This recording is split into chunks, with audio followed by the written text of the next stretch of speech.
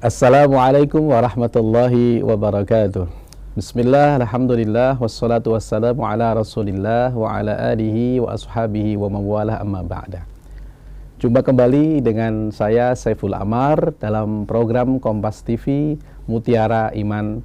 Pagi ini kita akan membahas tentang makna dari jihad pada zaman now. Pemirsa yang dirahmati Allah Subhanahu wa taala, saudara Kompas TV yang selalu di hati. Makna jihad tersebut dalam Al-Qur'anul Karim kurang lebih sebanyak 41 kali.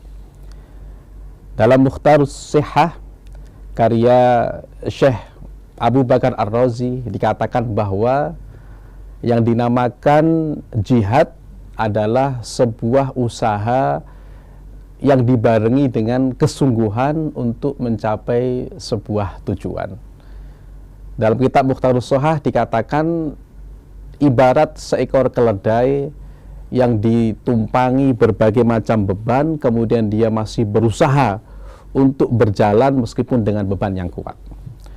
Atau ketika mengaplikasikan dalam bentuk lain adalah bagaimana sebuah usaha yang kuat, misalnya adalah seorang mahasiswa dengan belajar sambil bekerja yang dia bisa sampai lulus sarjana misalnya.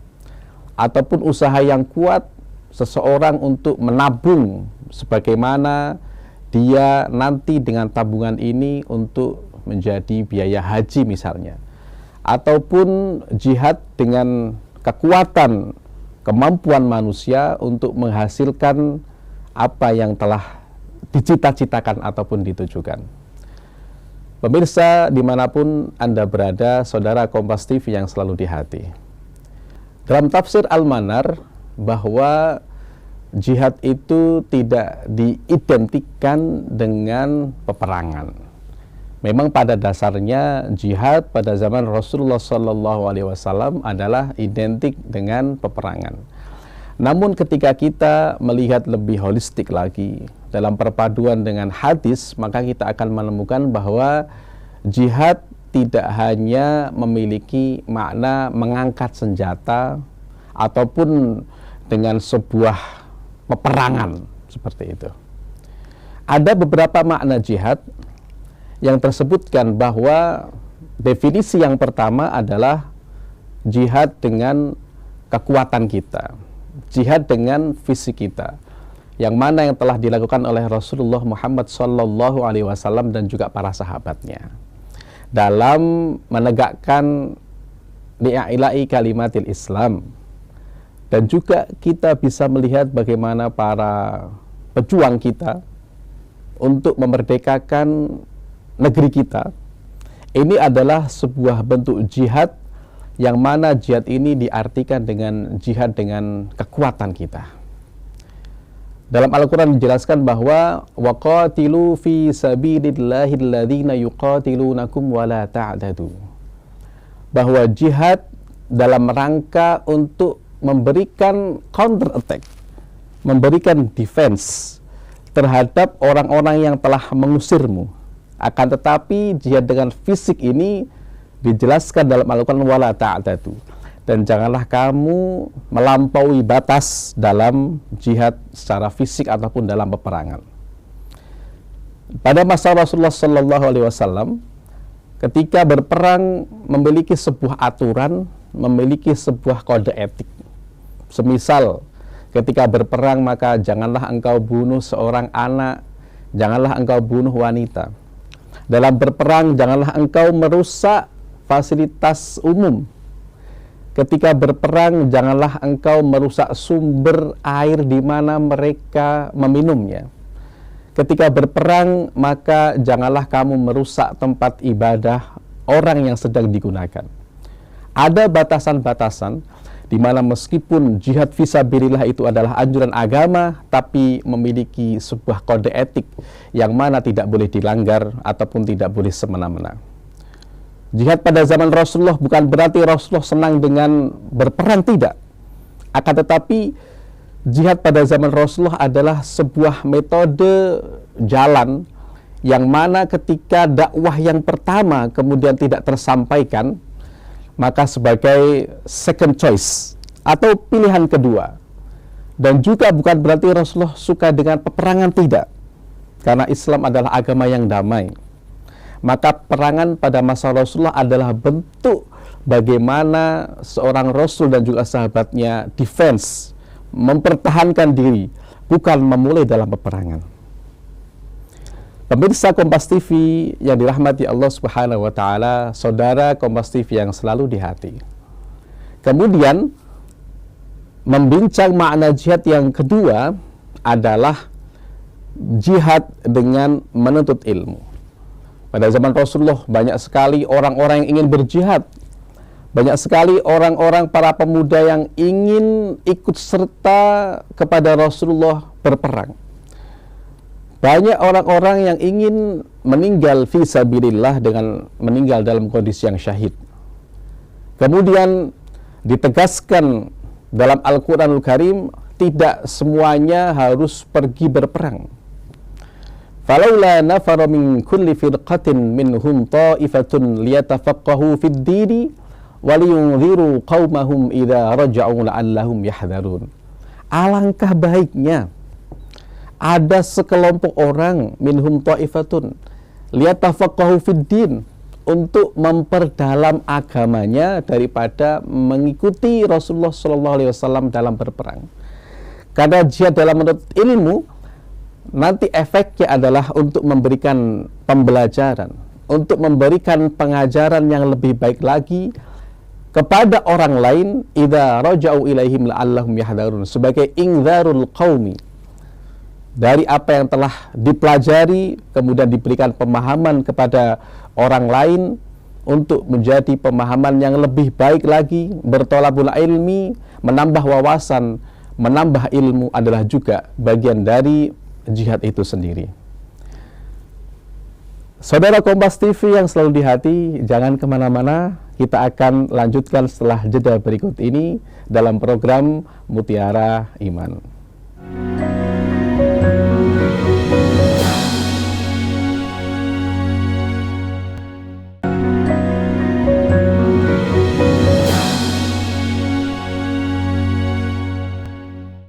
Pemirsa yang dirahmati Allah Subhanahu wa taala, saudara Kompas TV yang selalu di hati, masih bersama saya Saiful Amar dalam program Mutiara Iman yang membahas tentang jihad pada zaman now.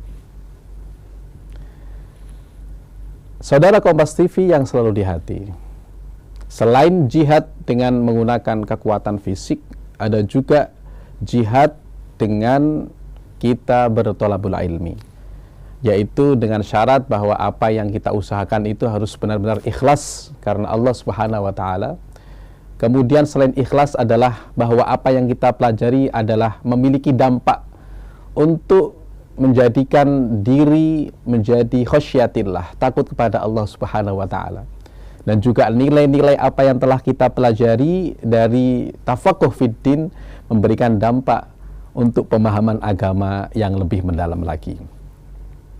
Saudara Kompas TV yang selalu di hati, kemudian membincang makna jihad yang ketiga adalah bagaimana kita juga mampu memiliki nilai jihad fisabilillah, yaitu dengan jihad dengan apa yang kita miliki, wabil khusus yaitu fisik ataupun keuangan. Pada suatu masa di mana diadakan sebuah perang Khandaq, ataupun dalam hadis lain diriwayatkan perang Khaybar, Rasulullah mengumumkan siapa yang akan berderma untuk membiayai peperangan ini. Kemudian Sayyidina Utsman maju untuk mengusulkan bahwa ya Rasulullah, saya akan memberikan sepertiga dari apa yang saya miliki. Kemudian Sayyidina Umar tidak mau kalah. Beliau menginfakkan 50% dari hartanya untuk dalam jihad fisabilillah. Kemudian Sayyidina Abu Bakar tidak tanggung-tanggung. Beliau memberikan seluruh hartanya untuk dalam kebutuhan peperangan ini. Dari sini kita bisa melihat bagaimana jihad juga berarti kita mendonasikan, memberikan harta yang kita miliki untuk li'ailai kalimatillah, untuk jalan Allah Subhanahu wa taala. Dalam Al-Qur'an dijelaskan, wajahidu bi amwalikum wa anfusikum, dan berjihadlah kamu dengan amwalikum dulu, dengan apa yang kamu miliki berupa hartamu, baru wa anfusikum, yaitu dengan diri kamu atau kekuatan kamu. Dalam surat Al-Baqarah jelas dikatakan bahwa mathalul ladzina yunfiquna amwalahum fi sabilillahi kamathali habbatin ambatat sab'a sanabila fi kulli sumbulatin mi'atu habbah wallahu yudha'ifu liman yasha. Bahwa perumpamaan orang yang memberikan infak di jalan Allah ataupun jihad di jalan Allah adalah sebagaimana dia sedang mengupayakan menanam sebuah biji, kemudian biji nanti akan dikembangkan oleh Allah Subhanahu wa taala menjadi satu pohon yang memiliki 7 tangkai. Masing-masing tangkai yang 7 jumlahnya dikembangkan oleh Allah menjadi 100 dan menjadi 700. Wallahu yudha'ifu liman yasha, dan Allah mengembangkan apa yang telah kita infakkan sesuai dengan keinginan Allah yang terkadang di luar nalar manusia. Dengan berinfak adalah juga menjadi bagian dari jalan kita berjihad. Bagaimana kita berinfak apa yang telah kita dapatkan untuk masjid, untuk pembangunan madrasah, untuk yatim piatu, untuk para janda, untuk menyekolahkan pendidikan anak-anak kita, untuk kita infakkan kepada kebutuhan istri kita, adalah juga bagian dari jihad menggunakan harta itu sendiri. Jihad dengan menggunakan harta juga dihitung oleh Allah Subhanahu wa taala menjadi salah satu jihad yang berat, karena tantangannya adalah kita terkadang terpropaganda oleh syaitan, yaitu ketika kita mengurangi harta kita, maka kita akan menjadi orang yang miskin. Asyaitanu ya'idukumul faqra wa ya'murukum bil fahsya. Namun itu hanya satu ayat. Banyak sekali ayat infak fisabilillah, sebanyak 73 ataupun 74 ayat yang menandaskan ketika kita berinfak, insya Allah, Allah hanya meminjam sebentar dan Allah akan kembalikan dengan nilai yang luar biasa. Pemirsa Kompas TV yang dirahmati Allah, saudara Kompas TV yang selalu di hati. Kemudian selain berjihad dengan menggunakan harta kita, makna jihad juga bisa diartikan bagaimana apa yang telah kita usahakan, yaitu dengan lisan kita, dengan kebijakan kita juga bisa dinilai sebagai nilai-nilai jihad. Lisan memang tidak bertulang, dan juga lisan juga mampu menjadikan diri kita mulia, dan juga lisan bisa menjadikan diri kita hina. Lisan juga akan membuat kita kaya, lisan juga terkadang membuat kita menjadi seorang yang miskin. Dengan lisan seseorang yang menjadi seorang pejabat, yang menjadi seorang stakeholder, yang menjadi seorang pemimpin, bisa berjihad dengan kebijakan-kebijakannya. Kebijakan-kebijakan yang proaktif terhadap rakyat, kebijakan-kebijakan yang mana mendukung dan juga melegitimasi apa yang telah rakyat inginkan. Kebijakan-kebijakan yang mampu mensejahterakan rakyatnya, kebijakan-kebijakan untuk dapat nilai-nilai agamanya tersampaikan. Jihad menggunakan lisan dengan kebijakan-kebijakannya untuk tujuan-tujuan yang mulia, adalah tujuan agama misalnya, dengan tujuan ekonomi misalnya, ataupun tujuan sosial. Dengan lisan, dengan perjuangan itu sendiri juga masuk dalam kategori sebagai jihad itu sendiri. Pemirsa yang dirahmati Allah Subhanahu wa taala, jangan kemana-mana dulu, kita akan bincang lebih jauh lagi setelah iklan ataupun jeda berikut ini.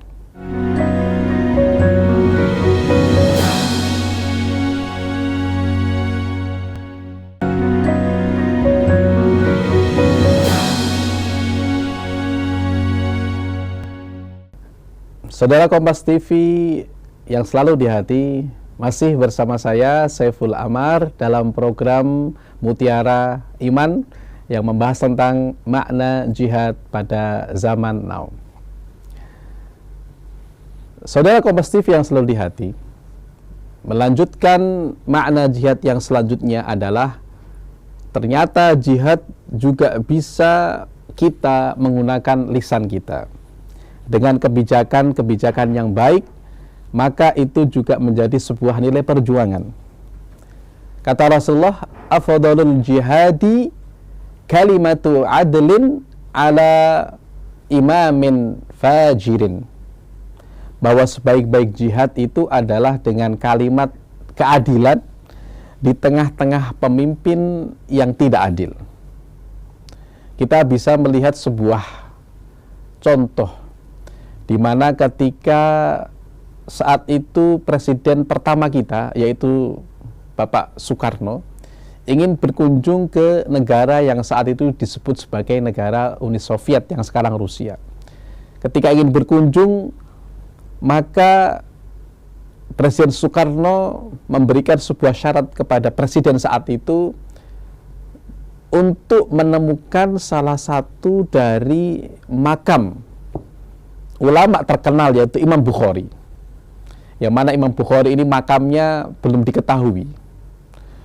Dengan perjuangan kebijakan itu akhirnya bisa direalisasikan oleh Presiden Rusia ataupun Uni Soviet saat itu untuk menemukan sebuah makam seorang ulama besar, yaitu Imam Bukhari. Akhirnya dengan kebijakan itu Presiden Soekarno bisa berkunjung ke negara Uni Soviet dengan menemukan nilai-nilai Islam, yaitu memperjuangkan salah satunya adalah dengan kebijakannya, yaitu makam Imam Bukhari. Imam Bukhari ini adalah salah satu imam dalam ilmu hadis yang mana beliau adalah perawi nomor 1 secara tingkat derajatnya, yang sekarang dimakamkan di daerah Uzbekistan yang saat itu masih dalam satu negara, yaitu Uni Soviet. Dengan kebijakan ini, seseorang mampu memberikan dampak yang positif terhadap agamanya. Ataupun negara kita misalnya, ketika memperjuangkan nilai-nilai kemanusiaan terhadap pejuang Palestina, ataupun Grand Sheikh Al-Azhar, Syekh Ahmad At-Thayyib, ketika memperjuangkan bahwa Palestina adalah salah satu dari perjuangan nilai Islam.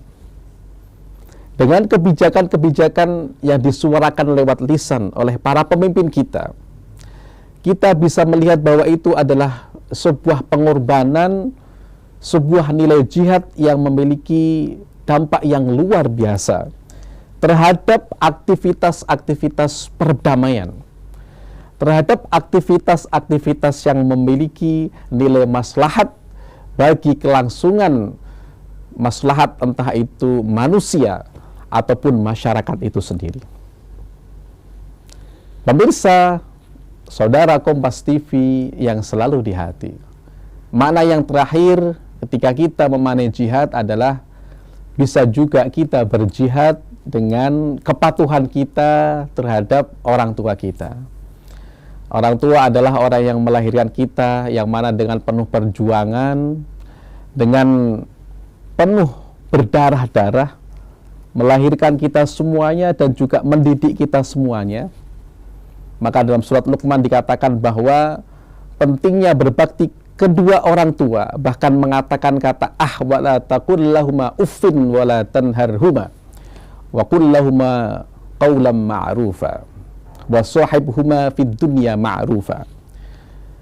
Untuk memberikan pelayanan terhadap orang tua kita ketika masih hidup, bahkan larangan untuk mengucapkan kata-kata yang kasar, dan juga mendampingi orang tua kita dengan baik, wa sahibhuma fid dunya ma'rufa. Ada sebuah cerita di mana dikatakan ja'a rajulun ilan nabi sallallahu alaihi wasallam yasta'dzinuna ilal qital atau ilal harb. Ada seorang pemuda yang datang kepada Rasulullah sallallahu alaihi wasallam untuk diberikan izin ikut dalam perang fisabilillah. Dikatakan oleh Rasulullah, ahayyun walidak, apakah orang tuamu masih hidup? Dikatakan, na'am, ya Rasul, orang tua saya masih hidup. Fafihima jihad, kamu gak usah repot-repot ikut berperang dengan kami.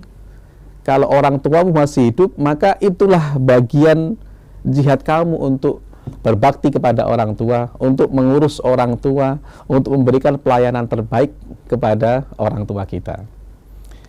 Oleh karena itu, secara kesimpulan, jihad tidak hanya dimaknai secara fisik saja, akan tetapi banyak definisi dan juga lahan kita untuk berjihad. Yang pertama adalah ketika kita tidak mampu berjihad secara fisik, yang pertama, kita bisa berjihad dengan apa yang telah kita dapatkan, yaitu dengan jihad harta kita. Ketika kita tidak memiliki harta untuk berjihad, maka nilai jihad yang lain adalah kita dengan menuntut ilmu. Juga itu bagian dari nilai-nilai jihad. Kemudian yang keempat adalah bagaimana lisan kita juga memiliki nilai-nilai jihad, yaitu untuk menentukan kebijakan-kebijakan yang baik, untuk memberikan kemaslahatan kepada masyarakat ataupun orang lain, wabil khusus para pemimpin-pemimpin kita. Kemudian yang kelima adalah bagaimana ketika kita tidak memiliki, bahwa jihad yang selanjutnya adalah bagaimana kita memperjuangkan, mengurus, dan juga berbaik terhadap kedua orang tua kita. Itu juga berarti juga dengan jihad. Pemirsa Kompas TV dimanapun Anda berada, banyak sekali nilai-nilai jihad, yang mana salah satunya adalah kata Rasulullah ketika pulang dari perang Badar, roja'na minal jihadil asghar ila jihadil akbar. Wahai para sahabat, kita telah pulang dari jihad yang kecil ataupun perang Badar kepada jihad yang lebih besar lagi. Para sahabat saat itu kaget. Apakah ada yang lebih dahsyat dari perang Badar?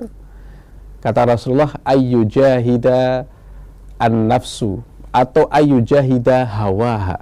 Bagaimana seseorang itu memerangi hawa nafsunya dari keinginan-keinginan yang terus dituruti dalam turutan-turutan yang tidak baik ataupun menuruti hawa nafsunya. Saudara Kompas TV yang selalu di hati, mari kita berdoa semoga apa yang telah kita dapatkan pada pagi hari ini memberikan dampak kepada kita untuk terus memaknai jihad itu sendiri, dan juga memberikan keberkahan dan juga memberikan segala kelancaran dalam kita beraktivitas, karena itu adalah bagian dari jihad kita. A'udzubillahi minasyaitonirrajim. Bismillahirrahmanirrahim. Subhanakallahumma wa bihamdika asyhadu an la ilaha illa anta astaghfiruka wa atubu ilaik. Pemirsa yang dirahmati Allah Subhanahu wa taala, saudara Kompas TV dimanapun Anda berada, masih bersama saya Saiful Amar dalam program Mutiara Iman. Saya undur diri, insya Allah kita bertemu dalam kajian Islam dengan tema-tema yang lebih menarik lagi di lain kesempatan. Wallahul muwaffiq ila aqwamit thoriq. Wassalamualaikum warahmatullahi wabarakatuh.